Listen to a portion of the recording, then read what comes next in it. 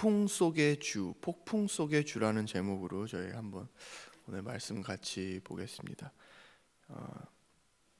교독하실 텐데요. 제가 먼저 22절 읽고 33절은 같이 합독하시겠습니다. 22절. 예수께서 즉시 제자들을 재촉하사 자기가 무리를 보내는 동안에 배를 타고 앞서 건너편으로 가게 하시고 무리를 보내신 후에 기도하러 따로 산에 올라가시니라. 저물매 거기 혼자 계시더니 배가 이미 육지에서 수울이나 떠나서 바람이 거스름으로 물결로 말미암아 고난을 당하더라. 밤사경에 예수께서 바다 위로 걸어서 제자들에게 오시니 제자들이 그가 바다 위로 걸어오심을 보고 놀라 유령이라 하며 무서워하여 소리 지르거늘 예수께서 즉시 이르시되 안심하라 나니 두려워하지 말라.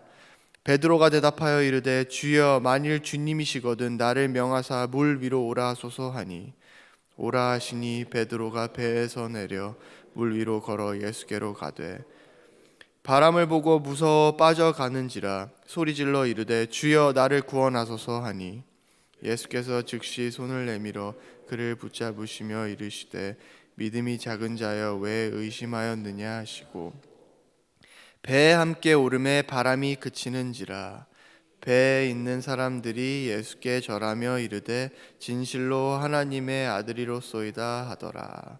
아멘. 안녕하세요 여러분. 안녕하세요. 오늘은 마태복음 14장 방금 읽으신 마태복음 14장에 예수님이 물 위를 걸으시는 그 장면을 한번 같이 나눠 보겠습니다. 원래 주보를 보셨으면 아셨을 텐데 오늘 다른 본문으로 제가 원래 설교를 하려고 했었습니다. 근데 저번 주에 제가 유스 아이들이랑 EM 친구들한테 이 똑같은 본문으로 제가 설교할 기회가 있었어가지고 이렇게 어느 본문을 할까 하다가 오늘 본문을 제가 어른들께도 설교를 하면 또 우리 전 교회가 다 같은 말씀을 이렇게 받게 되는 거잖아요. 그래서 뭐 나름대로의 의미가 있지 않을까 해서 오늘 본문으로 바꾸게 되었습니다. 그러니까 제가 지난번에 하려고 했던 본문에 대해서 너무나 알고 싶으시다면 이렇게 개인적으로 찾아오셔서 물으면은 제가 열심히 설명을 해드리겠습니다. 그러면 말씀 시작하겠습니다. 오늘 본문은 아마 모두 잘 아시는 본문이라고 생각이 듭니다. 아마 설교도 여러 번 들으셨을 것 같은데요. 대부분의 사람들은 본문에서 일어나는 일들을 우리의 삶과 비교하면서 삶의 풍파나 어려움이 닥쳤을 때 우리의 문제나 환경에 집중하는 것이 아닌 예수에 집중해야 된다. 예수를 바라봐야 한다. 그렇게 하면은 우리가 물 위를 걷는 것과 같은 기적을 삶에서도 체험할 수 있다.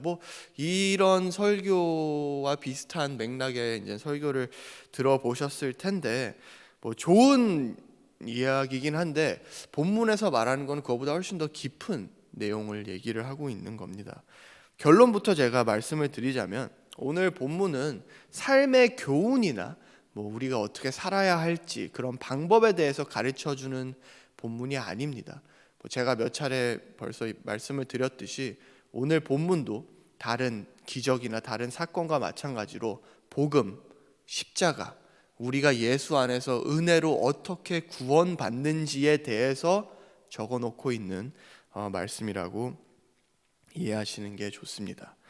그래서 제가 한번 마가복음 6장 51절에서 52절을 제가 한번 읽어보겠습니다. 배에 올라 그들에게 가시니 바람이 그치는지라 제자들이 마음에 심히 놀라니 이는 그들이 그 떡 떼시던 일을 깨닫지 못하고 도리어 그 마음이 둔하여졌음이라 이러라. 아멘. 오늘 본문과 같은 사건을 마가복음에서 기록하고 있는 겁니다. 마가복음에서. 근데 마가가 여기서 얘기를 하는 거를 보면은 제자들이 예수님이 무리를 걸으셔서 배에 탔는데 제자들이 그걸 보고 놀랐을 거 아니에요. 엄청난 일이 자기 눈앞에서 일어났으니까. 근데 마가가 예수님의 제자들이 그것을 보고 놀란 까닭이 그 앞에 있었던 무슨 기적이죠? 오병이어의 기적이죠. 오병이어의 기적을 보고 오병이어의 기적을 봤는데 제자들이 그 오병이어의 기적이 무슨 말씀인지 무슨 기적인지를 몰라서 그들이 놀랐다라고 지금 얘기를 하고 있는 거예요. 그래서 다시 말하면 반대로 오병이어의 기적을 제대로 깨달았으면 예수님이 물 위를 걷는 모습을 보았어도 놀라지 않았을 거다라고 우리가 반대로 얘기를 할 수 있겠죠. 그래서 우리가 오병이어의 기적을 이제 함께 볼 텐데 오병이어의 기적도 자세히 보면 좋겠지만 그러면 또 제가 길게 설교가 되기 때문에 시간상 제가 결론만 오병이어의 결론을 제가 짧게 얘기를 하겠습니다. 오병이어는 구약 성경에서 있었던 만나 사건이 신약에서 예수로 어떻게 완성되는지를 설명해 주는 기적입니다. 그래서 요한복음에서는 예수께서 오병이어의 기적을 하신 다음에 뭐라고 하시죠? 혹시 아시는 분 계시나요? 내가 만나야 이렇게 얘기를 해주시잖아요. 내가 하늘에서 내려온 생명의 떡이야. 내가 만나야 진짜 이렇게 얘기를 하시는 겁니다. 다시 말해서 구약에서는 하늘에서 내려온 빵 만나가 이스라엘 백성들에게 생명을 주었다면 신약에서는 더 이상 만나가 아닌 만나의 참 내용이신 예수 그리스도가 바로 우리의 생명 되신다는 것을 가르쳐주고 있는 겁니다. 그림자로 우리에게 만나를 주어 주셨다면 구약에서는 그 그림자의 실체인 예수 그리스도로 완성되는 모습을 오병이어를 통해서 보여주고 있는 거죠. 그러니까 우리 성도는 말씀의 기근으로 먹을 게 없는 이 광야 같은 세상에서 하나님의 말씀이신 예수, 하늘에서 내려온 진짜 떡, 그 복음의 떡만을 먹고 사는 자들이다 이렇게 얘기를 하고 계시는 거예요. 이 오병이어라는 기적을 통해서. 그렇다면 오늘 본문 또한 마가가 이게 같은 말이라고 했잖아요. 같은 내용이라고 했잖아요. 그러면 오늘 본문 또한 구약에서 그림자로 주어졌던 어떠한 것이 신약에서 완성되는 예수로 완성되는 그림과 함께 예수가 어떻게 우리의 참 생명이 되시는지 그 내용을 얘기하고자 하는 얘기라고 우리가 추측할 수 있겠죠. 읽기도 전에 물 위를 걷는 이 사건은 구약에서의 어떤 그림자로 주어진 우리에게 그림자로 주어진 것이 예수로 완성되면서 그 예수가 우리의 참 생명이시고 유일한 떡 되시는 우리의 유일한 생명 되시는 이야기다라는 것을 우리가 이미 알 수 있겠죠. 먼저 우리가 같이 이제 본문을 볼 텐데 그 전에 염두에 두셔야 되는 것이 있습니다. 뭐냐면 신약 성경을 읽으실 때에는 항상 구약 성경에 연결해서 이해를 하셔야 됩니다. 신약에 기록된 기적이나 사건들을 구약이라는 맥락 밖에서 이해를 해버리시면 무언가 별개의 사건으로 이해를 해버리시면 그 말씀의 진위를 놓치게 되는 경우가 굉장히 많습니다. 그냥 바람을 인생의 풍파다 이런 정도로 그냥 해석해 버리는 거예요. 구약과 연결해서 해석하시지 않으면. 그래서 오늘 본문을 보실 때에도 사실 떠올리셔야 하는 구약의 이야기가 두 개가 있습니다. 구약의 사건이 두 개가 있습니다. 혹시 뭔지 추측이 가능하신 분 계시나요? 바로 홍해 사건과 또 하나는 노아의 방주 사건입니다. 그 두 개의 사건. 홍해 사건부터 저희가 함께 보겠습니다. 하나님께서 이스라엘 백성을 이집트에서 이제 구원을 해내시죠. 그리고 광야로 끌고 가시는데 광야로 끌고 가시기 전에 통과해야 하는 이제 마지막 그 관문이 홍해입니다. 그래서 이스라엘이 홍해 앞에 서 있고 뒤로는 이집트 군대가 이제 쫓아오고 있죠. 하나님의 명령으로 모세가 손을 탁 지팡이를 싹 드니까 동풍이 밤새 불었다고 써 있어요. 이게 바로 쫙 갈리는 게 아니라 동풍이 밤새 불어가지고 이제 홍해를 갈라놓았다 이렇게 써 있습니다. 그래서 바다가 갈라지고 그 사이로 길이 생겨서 이스라엘 백성들이 그 길을 통과하고 안전하게 바다를 건넌 사건이 이제 바로 홍해 사건이죠. 그리고 뒤따라오던 이집트 군대들은 어떻게 됐죠? 물로 인해서 심판받는, 바다에 빠져서 모두 익사하게 되는, 그게 이제 홍해 사건입니다. 근데 이 사건을 단순히 이제 하나님께서 이스라엘을 이집트에서 구해낸 역사적인 사건이라고 이제 보시면 안 됩니다. 성경은 단순한 역사적 사실을 우리에게 알려주려고 써진 책이 아닙니다. 물론 역사적으로 실제로 다 일어난 일입니다. 그거를 제가 부인하는 것이 아니라 그러한 실제적 역사적 사건을 통해서 성경은 우리의 구원에 대해서 설명해 주고 있는 책이라고 하는 겁니다. 그래서 출애굽기에서 애굽, 이집트는 죄 아래 놓여져 있는 이 세상, 그리고 우리 죄에 물들어 있는 우리의 옛 자아를 상징하는 것으로 출애굽기에서 나오게 됩니다. 그래서 성도는 이스라엘을 출애굽시키는, 이스라엘을 이집트에서 빼내시는 하나님의 역사하심을 통해서 죄에서 우리를 구원해 내시는 하나님의 은혜를 보실 수 있어야 하는 겁니다. 그렇게 성도를 죄에서 구원해 내시는 과정을 설명하기 위해 그런 장소로 홍해가 등장하는 겁니다. 그럼 제가 출애굽기 14장 27절에서 29절 읽겠습니다.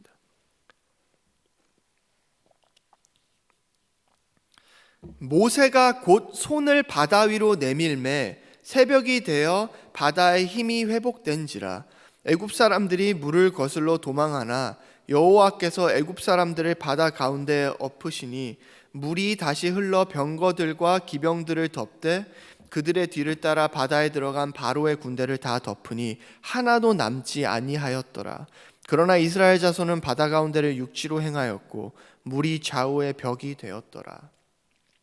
다 아시다시피 애굽 군대는 물에서 심판을 당하고 이스라엘 백성만 바다에서 이렇게 나오는, 홍해에서 나옵니다. 하나님의 백성인 이스라엘은 하나님의 심판을 상징하는 물의 영향을 받지 않고 죄와 세상을 상징하는 애굽만 이제 그 물에게 심판을 당하는 그런 장면이죠. 그런데 여기 재밌는 장면이 있습니다. 여러분이 좀 자세히 보시면은 27절에서 29절을 보시면 방금 읽은 이스라엘과 애굽이 둘 다 바다 안에 있습니다. 둘 다 바다 안에.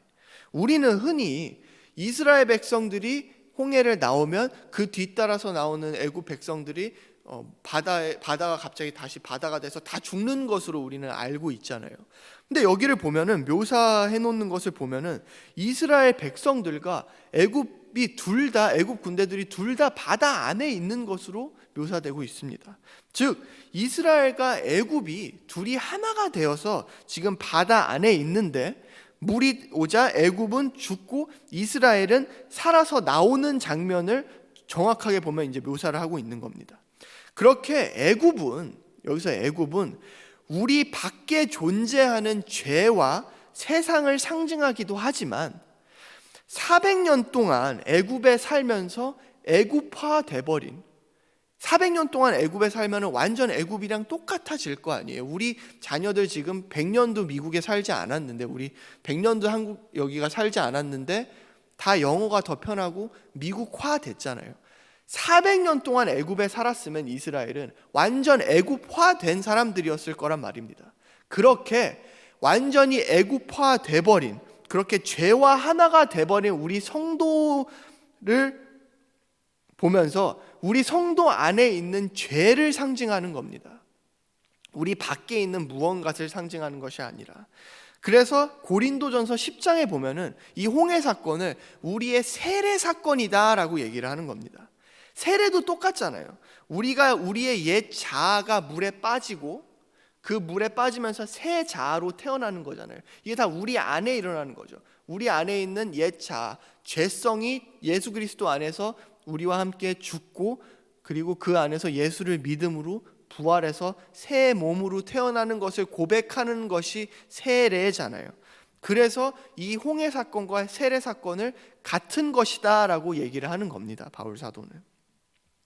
그래서 이스라엘이 홍해를 걸어 나오는 장면은 예수를 믿음으로 하나님의 진노의 심판과 더 이상 무관하게 된 성도의 현실을 보여주고 있는 겁니다.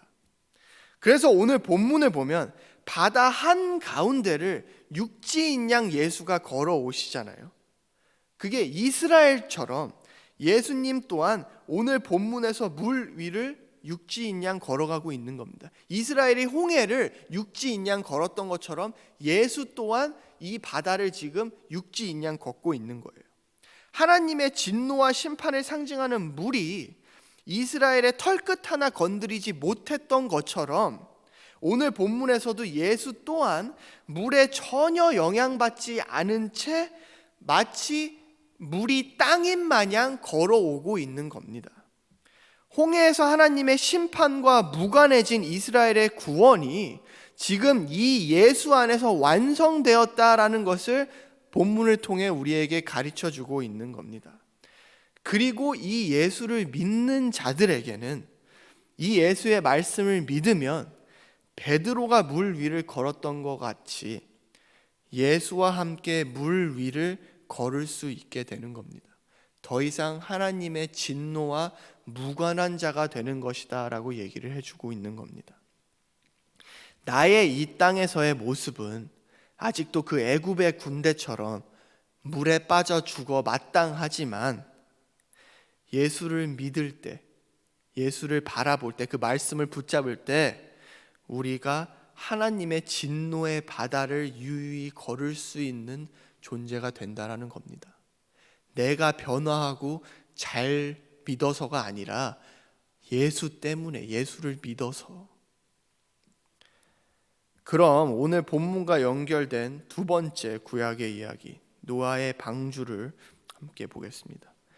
노아의 시대 때 하나님께서 세상을 심판하실 때 어떤 자들만 살아남았죠? 누구만 살아남았죠?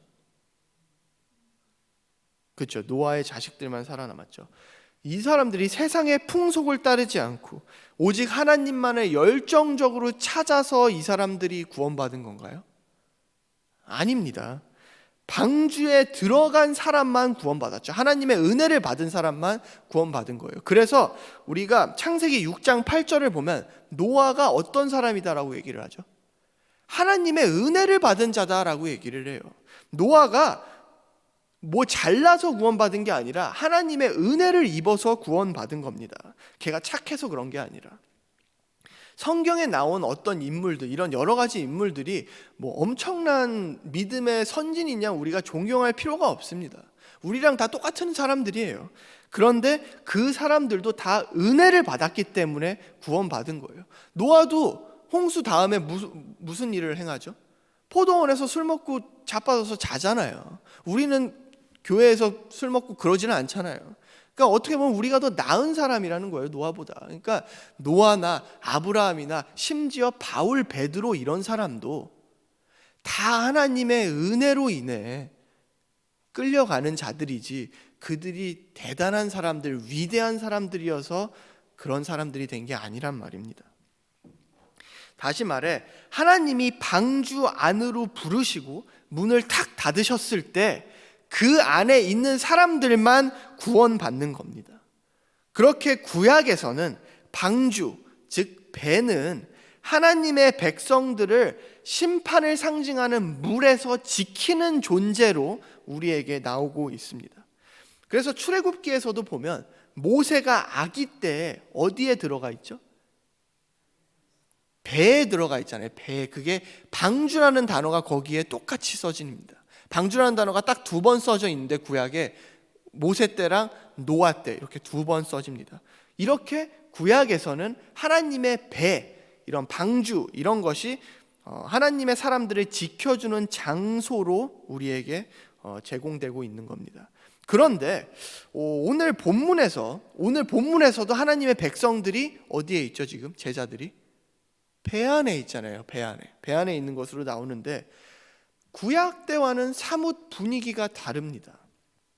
구약에서는 배가 안전한 장소였는데 오늘 본문에서는 안전한 장소로 나와 있지가 않습니다.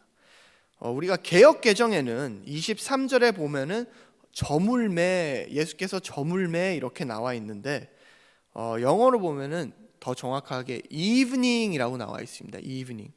그리고 원어로 보시면은 옵시오스라는 이제 단어가 써져 있는데, 이 단어는 보통 오후 6시 정도나 아니면 저녁 시간을 얘기를 하고 있는 겁니다. 그래서 넉넉 잡아 우리가 뭐 9시 정도라고, 오후 9시 정도라고 이거를 치고, 본문에 보면 예수님께서 제자들에게 몇 시에 나타나셨다고 하죠? 밤 사경에 나오셨다고 하죠. 밤 사경이 뭐 3시부터 6시, 새벽 3시부터 6시 정도를 얘기를 하는 건데, 그렇게 얘기를 하면은 오후 6시에서 9시 정도에 배가 출발해서 새벽 3시부터 6시 정도 사이에 예수가 오신 거니까, 제자들은 배에 얼마나 있었던 거죠 지금? 최소 6시간에서 최대 12시간을 지금 배 안에서 있었던 겁니다. 오랜 시간을 있었죠. 근데 요한복음에 보면은 예수께서 제자들에게 나타난 그 곳이 육지에서 3-4마일 떨어져 있었다라고 해요. 3-4마일. 그러니까 12시간, 최대 12시간 동안 배를 타고 갔는데 3마일 간 거예요. 엄청 못 간 거잖아요 지금. 근데 왜 이렇게 못 갔냐라고 보면은 본문에서도 나와 있지만 바람이 거셌다라고 해요. 그래서 고난을 받았다 이렇게 얘기를 하잖아요. 그러니까 얼마나 지금 파도와 바람이 거센 이 바다 위를 제자들이 제자들이 배를 타고 가고 있었는지, 그리고 그 배 안의 상황이 얼마나 급박했는지를 대충 우리가 추측할 수가 있죠. 구약에서는 하나님의 백성들에게 안전을 줬던 이 배가 이제는 거짓 안전을 제공하는 장소로 등장하고, 진짜 안전은 어디에 있는 거죠 지금?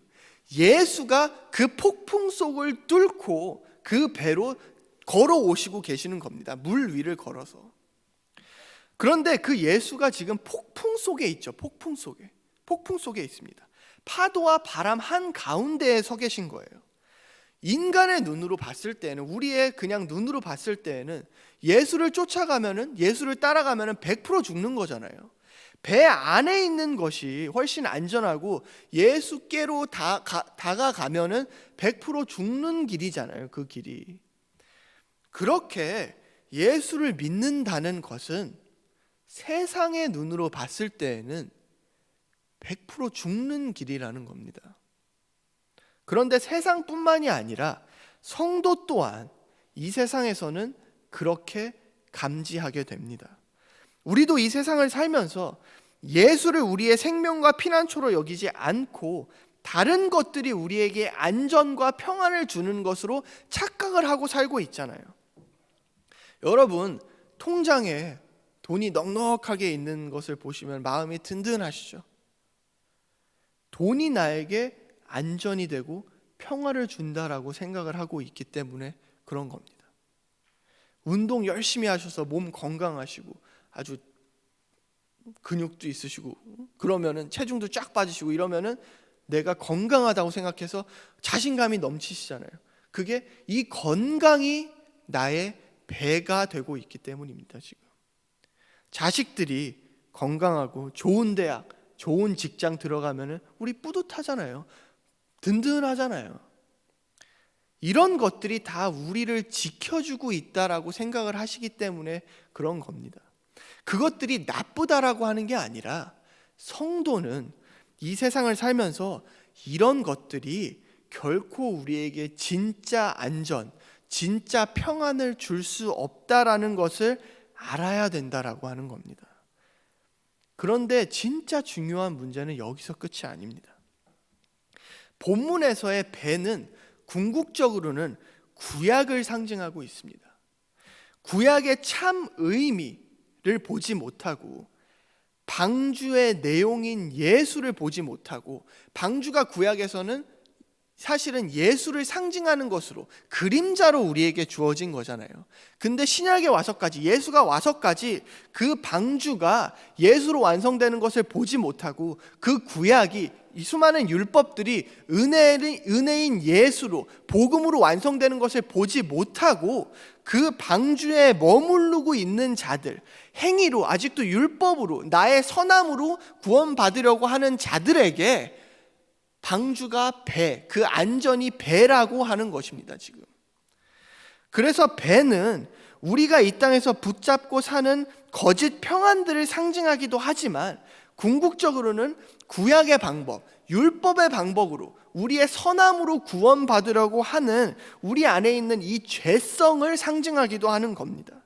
그래서 본문을 보면 구약을 상징하는 배에 남아있을 것인지, 배를 벗어나 위험해 보이는 예수를 향해 걸어갈 것인지를 베드로가 선택을 하는 겁니다. 그리고 배 안에 있는 자들, 이 배 안에 있는 자들을 예수를 뭐로 보죠? 뭐로 인식하고 있죠 지금? 유령으로 인식하고 있잖아요. 이 유령을 원어로 보면은 appearance라는 단어입니다. 겉모습이라는 단어예요. 즉 예수를 그 은혜로 보지 못하고, 예수의 진리를 보지 못하고, 예수를 그저 겉모습만, 예수를 그저 우리가 순종해야 되는 율법 정도로만 보고 있는 자들이 예수를 보고 유령, 겉모습 이렇게 예수를 보고 얘기를 하는 겁니다. 구약을 상징하는 배를 선택할 것인지, 그것의 참 내용인 예수를 선택할 것인지, 율법을 열심히 지키며 행위로 구원하려고 노력을 할 것인지, 율법의 진리인 오직 믿음, 오직 은혜로 구원하시는 예수를 붙잡을 것인지, 지금 그 선택이 성도에게 주어지고 있는 겁니다. 근데 사람들은 어딜 택할까요? 배를 택합니다. 전부 다 배를 택합니다. 왜냐하면 율법을 열심히 지키는 것이 우리에게 훨씬 안전하게 느껴지기 때문에 그렇습니다. 예수의 은혜만을 붙잡는 것보다, 나의 행위를 완전히 의지하지 않고 오직 예수의 은혜만을 보는 것이 나도 무언가를 열심히 행해서 구원에 기여하는 것보다 훨씬 불안하게 우리에게 감지가 된다는 거예요. 나도 무언가를 해야지 그래도 마음이 조금 안심이 된다라는 겁니다. 이런 경험 다들 아마 있지 않으신가요? 일주일 동안 큐티도 열심히 하고 새벽 기도 나와서 기도도 하고 하나님 말씀도 잘 지키시면은 주일 예배 나왔을 때 뭔가 하나님과 아주 각별하고 가까운 느낌이 들고, 일주일 동안 큐티도 안 하고 가족들이랑 싸우고 말씀도 안 지키고 이러면은 뭔가 교회에 왔을 때 찝찝하고 하나님과 먼 것 같고, 그런 경험 다들 한 번씩은 있으시잖아요. 그게 거룩하고 뭐 죄에 예민해서 그러신 게 아니라 여러분의 행위를 통해서 하나님과의 관계가 결정된다고 생각하셔서 그러는 겁니다. 내가 착한 일을 했으면 하나님과 가까워졌다고 생각을 하고, 내가 죄졌으면 하나님과 멀어졌다고 생각하셔서 그러는 거예요. 그 안에는. 그런데 우리가 다 그러잖아요. 다 그러잖아요. 그래서 모두가 배 안에 있으려고 한다는 겁니다. 예수는 폭풍 가운데 계셔서 우리 보고 오라고 하는데 그러면 100% 죽잖아요, 우리가 보기에는. 그래서 믿음만 붙잡는 거는 그렇게 위험해 보인다라는 겁니다, 우리에게. 그래서 모든 인간은 전부 다 배에 있으려고 하는 겁니다. 그런데 여러분 명심하셔야 할 것이, 배 안에 있는 사람들이 예수의 은혜를 붙잡지 않은 게 아닙니다. 다 예수 찾고 다 예수 구해요. 그런데 은혜만을 붙잡은 게 아니라는 겁니다. 은혜만을. 은혜는 은혜대로 찾고 자기 행위는 자기 행위대로 의지하는 자들이 배에 있는 자들이에요. 그들도 다 은혜 찾고 하나님 믿은 사람들이에요. 근데 그게 믿음이 아니라고 하는 겁니다, 하나님은. 예수의 십자가 의만을 붙잡지 않으면, 내 행위를 조금이라도 의지하면 다 물에 빠져 죽는다라는 거예요, 지금. 그래서 치열하게 믿음만, 은혜만을 의지하려고 노력을 해야 된다는 겁니다. 그게 성경에서 말하는 진짜 행위예요. 내가 무언가를 착한 일을 행하는 게 진짜 행하는 게 아니라, 우리의 눈에는 배가 안전해 보이지만 하나님은 계속 물 위로 오라고 하시잖아요. 그러니까 한 발 물에 갔다가 빠지면 또 예수 찾고, 또 그러다가 무서워서 다시 배에 들어갔다가 또 2발 물 위를 건너고 예수께 또 살려달라고 애원하고, 그게 성도의 삶이고 그게 성화고 그게 진짜 행함이란 말입니다. 여러분이 도덕적으로 훌륭해지는 모습이 진짜 행함이 아니라. 그래서 본문에서도 교회를 대표로 베드로가 나오는 겁니다. 베드로가 배 안에 남아있는 것이 사는 길이 아니라 폭풍 속에 있는 예수를 쫓아가는 것이 사는 길이라는 것을 안 겁니다.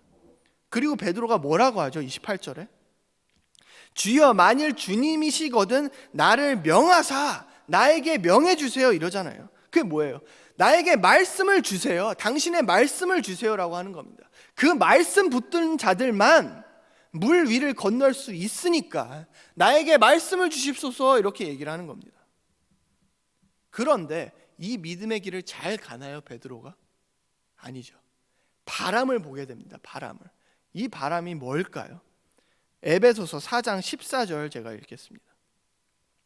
이는 우리가 이제부터 어린아이가 되지 아니하여 사람의 속임수와 간사한 유혹에 빠져 온갖 교훈의 풍조에 밀려 요동하지 않게 하려 함이라. 여기서도 풍조가 나오죠. 바람이 나오고 있습니다. 이 바람이 뭐냐면 선악과 먹고 하나님이 된 인간들이 자신도 하나님처럼 될 수 있다며 온갖 교훈과 도덕을 행하는 것을 세상 풍조, 세상 바람이라고 얘기를 하는 거예요.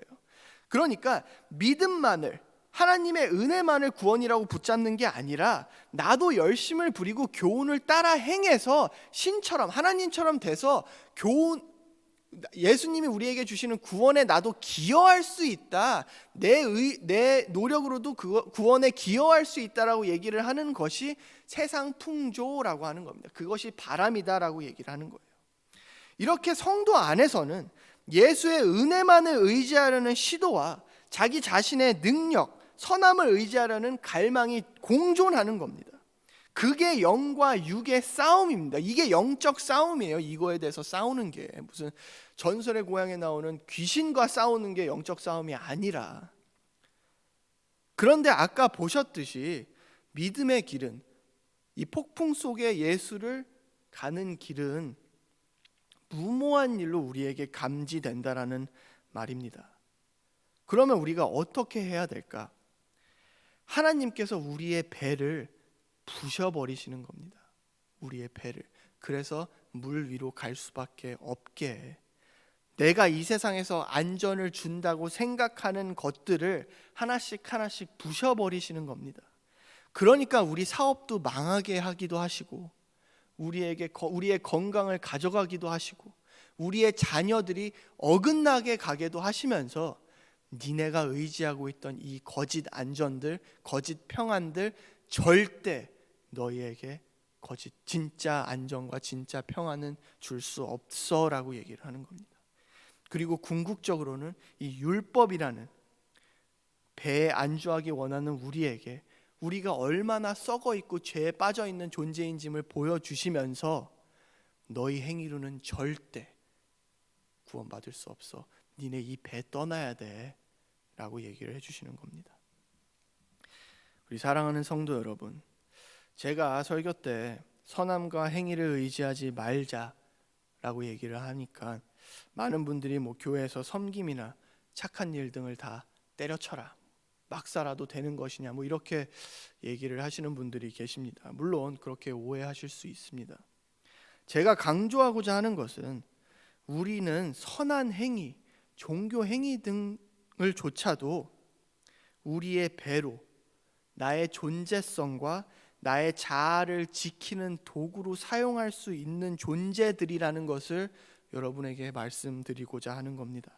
그러니까 우리의 행위들이 정말 예수의 은혜에서 나온 건지를 다시 돌아보자라는 겁니다. 믿음은 나 100% 하나님 100%가 아닙니다. 나 0% 하나님 100%입니다. 여러분의 그 행위가 배 안에서 자신의 안전을 구축하기 위해 생산해 내온 행위인지, 아니면 물 위를 예수께 걸어가는 그 도중에 발생된 행위인지를 잘 보셔야 됩니다. 바리새인들도 하나님 믿었고 그 은혜 구했습니다. 하지만 하나님은 그들을 모른다 하셨습니다. 왜냐하면 믿음과 행위 둘 다 붙잡고 있었기 때문에 그래요. 자신의 행위의 본질을 보지 못하고 그 행위를 의지하고 있었기 때문에 그렇습니다. 우리는 예수의 은혜만 붙잡읍시다. 십자가를 믿음으로 주어지는 그 의만을 의지하기 위해서 치열하게 싸우십시오. 기도하겠습니다.